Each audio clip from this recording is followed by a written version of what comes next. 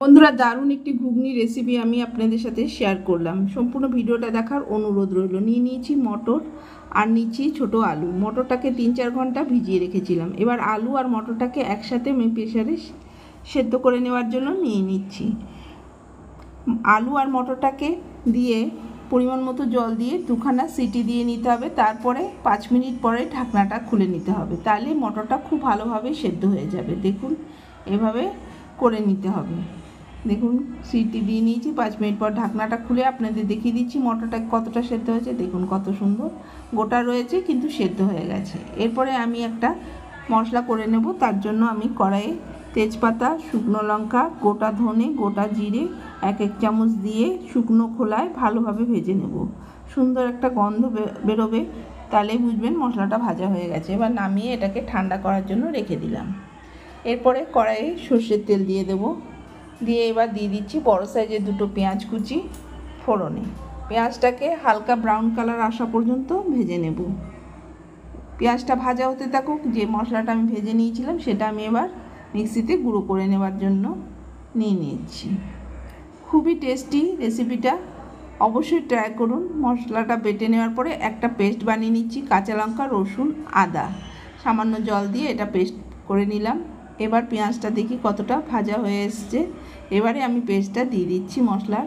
Mixie বাটিটা ধুয়ে কিছুটা জল দিয়ে দিলাম। দিয়ে মশলাটাকে এবার দিয়ে দিচ্ছি কিছু গুঁড়ো মশলা। দিয়ে দিচ্ছি ধনে গুঁড়ো, জিরে গুঁড়ো ও হলুদ গুঁড়ো, স্বাদ মতো নুন দিয়ে মশলাটাকে অল্প অল্প জল দিয়ে সুন্দরভাবে কষিয়ে নিতে হবে।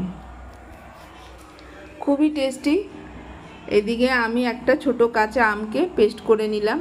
মশলাটা কষানো হচ্ছে। দেখুন, ঢাকনা খুলে খুলে একবার করে নাড়িয়ে দিতে হবে। দরকার পড়লে অল্প অল্প জল দিয়ে মশলাটাকে কষিয়ে নিতে হবে। মশলাটা যেন নিচে না লেগে যায়, তাহলে কিন্তু স্বাদটা একটু ভালো লাগবে না। এইভাবে মশলাটাকে কষিয়ে নিতে হবে।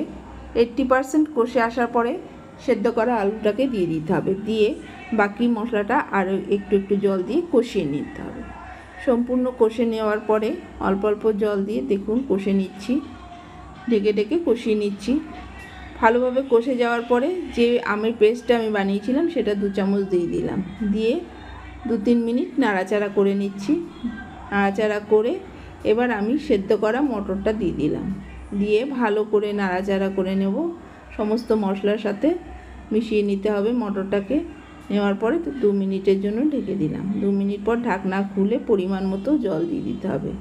জল দিয়ে ভালো করে নেড়ে চেড়ে নেওয়ার পরে দিয়ে দিচ্ছি দেখুন 1 চামচ চিনি দিয়ে ভালো করে নেড়ে চেড়ে দিব। যে মশলাটা আমি গুঁড়ো করে রেখেছিলাম কাঠখোলায় ভেজে, সেই মশলাটা দিয়ে দিচ্ছি 2 চামচ।